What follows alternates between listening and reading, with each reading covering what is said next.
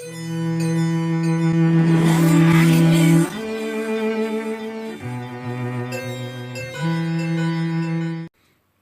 to all you guys out there in YouTube land. Yes, it's me, DR, coming to you. This is the second one. This is a bit more of an addendum one. This is more of a lighter video. So, I just woke up my dog. That was how loud it was. So, I actually saw, and it's very rare for me to go to the cinema now, but I saw Avengers Infinity War Part 1. I'm saying Part 1 because there's definitely Part 2 coming next year. I'm so excited for it. Now, I'm normally quite, what's the word, ambivalent to the world of movies. I'm a bit of an inner critic of films in general, and maybe it's the YouTube critique environment that when I watch films, I tend to nitpick. And just so you guys know, I'm going to try and keep this part spoiler free. And I'll give you a warning when it comes to spoilers. But I will say I thoroughly enjoyed this film. Now, if you are looking for, a detailed critique of the superhero genre, this film is not for you. If you do not like Marvel films, you probably won't like this. I think this is the culmination of about an 11-year journey, and I'm amazed that Marvel, Feige, they've pulled this off, and I will say they have pulled it off.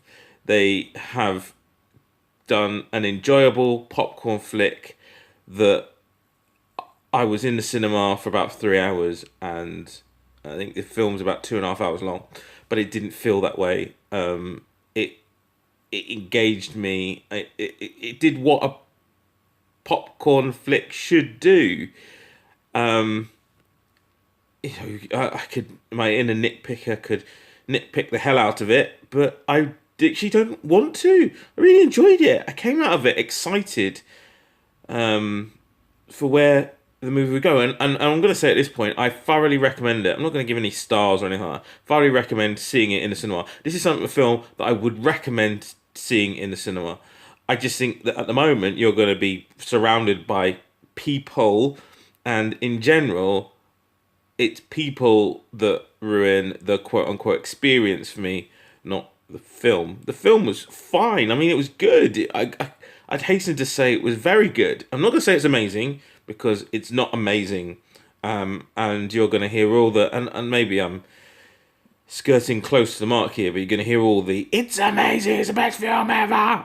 And it isn't the best film ever, but it was pretty good. I'd hasten to say it was very good.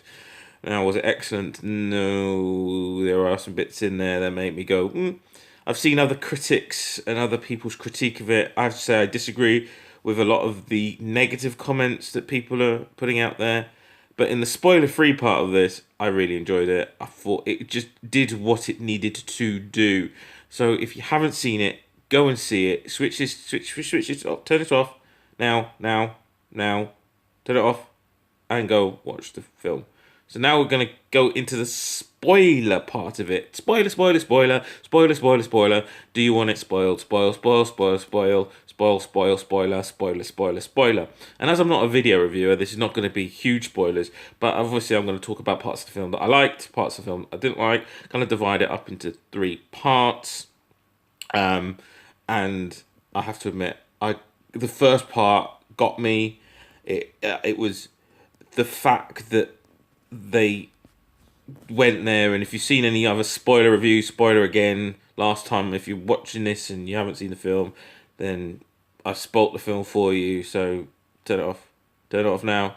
Not gonna. So, the fact that Loki died, a lot of people have talked about, Loki's died before, blah, blah. I think the film's aware of this, and the fact that the film is aware of this, and Thanos comes out and says, no coming back from this one, tells me that Loki's gone. And that was, I think for me, that set the stakes. So many times you see villains that don't do anything, they kill an inconsequential character that you don't know, and you kind of go, so what's the stakes? At least here the stakes are met. You met Thanos' core guard. That was phenomenal. My favorite character was the lead character. The rest were kind of like grunts who just like fought, but the lead core guard member, that was brilliant. The fact the Benicio was back in here, you for me, this is why a slow build works, because what you can do is you can literally have a movie like this. I've seen reviewers talk about character development, and I'm thinking, what on earth are you on about? Character development? Why does it need to be character development? They develop their characters in their own films. That was the whole point. You develop the characters in your own film because you will not have time, because there is an untold amount of characters in here, from the Guardians to the Avengers to Spider-Man coming in. There's a multitude of characters, and all the sub-characters that potentially exist in their universes are involved in this in some way, shape, or form. So there's a multitude of characters in here. So why would you have character development? There's arguments about, if you wanted to kind of give this a subtitle, it really is the Thanos movie. And I've heard a lot of people talk about, Thanos could have had this development and other films. I actually quite like the fact that this was the Thanos movie. He was the villain of the tale, and we like our heroes based on interesting villains. So, for example, Batman is a very boring character, but we like Batman based on the Joker.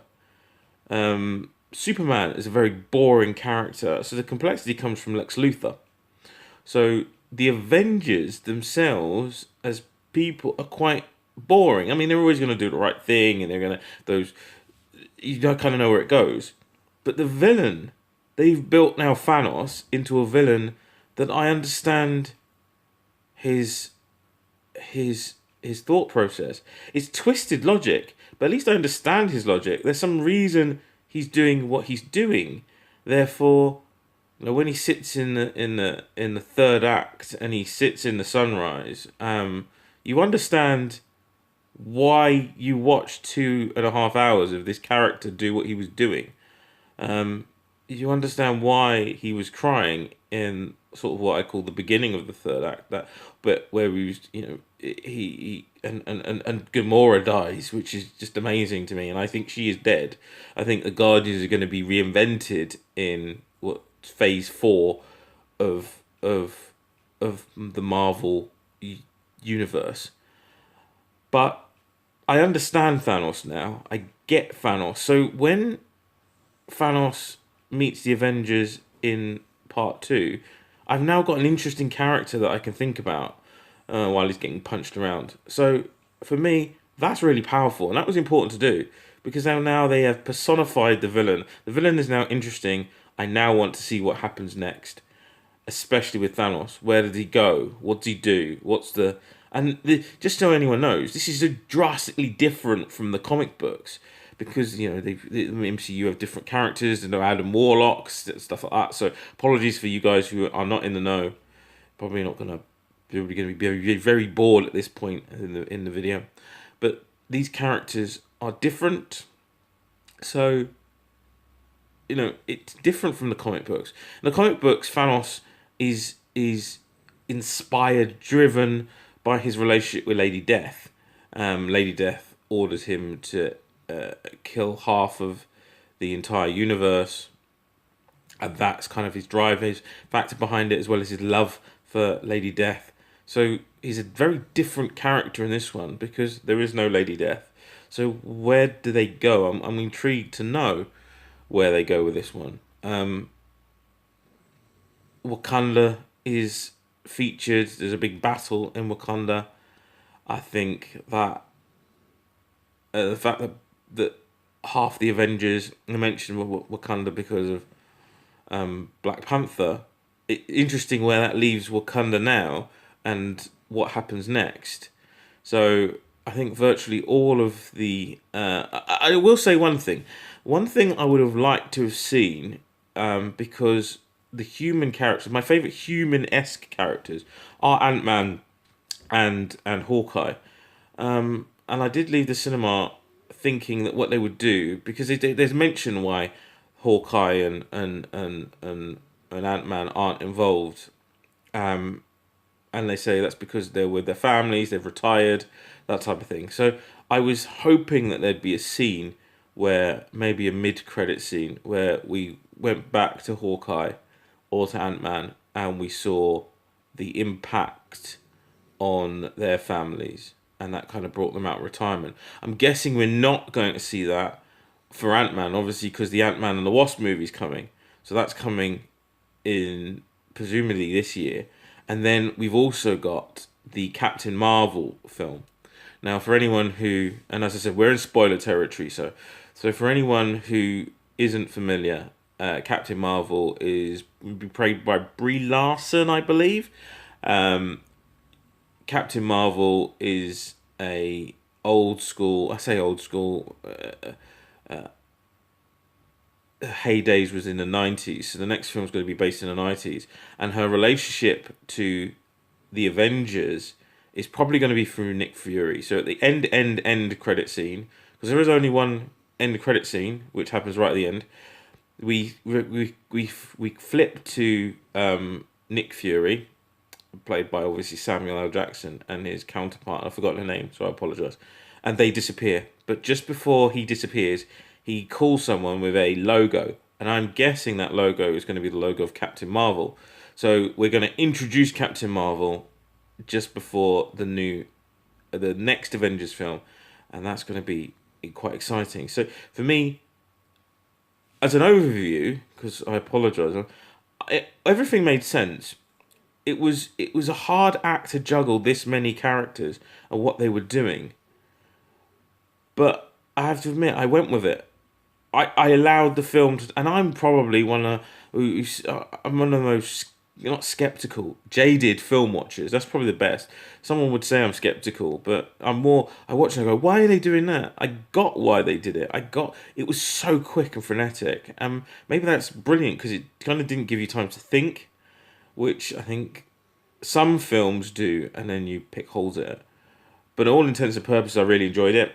It's just a ride. It's like a roller coaster ride that you come off and you feel exhilarated, and but you want to know what's going on, what happens next.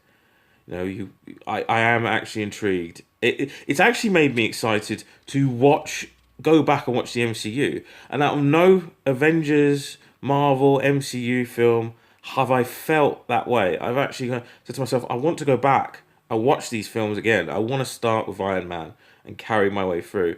That's how excited this film has made me, and that's pretty rare for me. But as I said, you're not going to get any theological discussions. It's not trying to do that.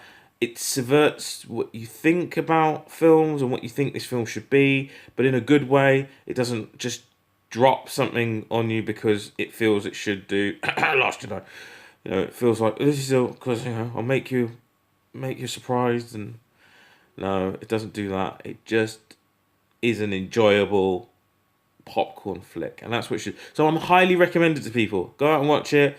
I want to know what you guys think after you've watched it. Please be careful for spoilers in the comments. Not that I have the massive audience, but just please be careful for spoilers. I don't want people spoiling it for other people. So kind of just mark your comments. Spoilers with 2 stars, just because you can bold it out, just so people know it's spoilers or not. I'm keen to know what you guys think. Have you watched it? Have you seen it? Are you going to see it? And after you've seen it, what did you think? Did you enjoy it? Were you like me, wrapped up in I think they've done their job.